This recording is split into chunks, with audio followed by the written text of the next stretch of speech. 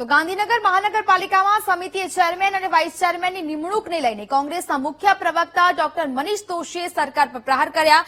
ગાંધીનગર મહાનગરપાલિકામાં 10 જેટલી વિવિધ કમિટીઓ જેની દરખાસ્ત 1 વર્ષ થયું હોવા છતાં મંજૂર નથી કરી, તેમ છતાં કમિટીના ચેરમેન વાઇસ ચેરમેનની નિમણૂક કરી દેવામાં આવી છે। રાજ્યમાં ભાજપ શાસિત મહાનગરપાલિકાના સેવા સદન નહીં મેવા સદન બની ગયું છે, આ પ્રકારના આક્ષેપો કરવામાં આવ્યા। ભાજપ સરકાર યુવાનો માટે મોટી જાહેરાત કરે છે, પરંતુ જાહેરાત હિતમાં સ્થાન હોતું નથી। ભાજપ શાસિત મહાનગરપાલિકામાં લૂંટની વહેંચણીનો ભાગ કમલમમાં જવા કરવામાં આવતા હોવાનો મનીષ દોશીએ આક્ષેપ કર્યો।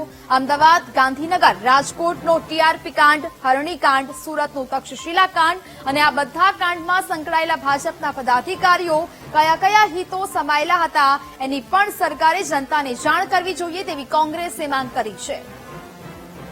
ગાંધીનગર મહાપાલિકામાં 10 જેટલી વિવિધ કમિટીઓ જેની દરખાસ્ત 1 વર્ષ થઈ હજી રાજ્ય સરકારે મંજૂર નથી કરી, કમિટીના અસ્તિત્વને જે અસ્તિત્વમાં જ નથી એવી કમિટીને જેની દરખાસ્ત રાજ્ય સરકારમાં પેન્ડિંગ છે, એ કમિટીના ચેરમેન, વાઇસ ચેરમેન અને સભ્યની નિમણૂક કરી દેવામાં આવી છે।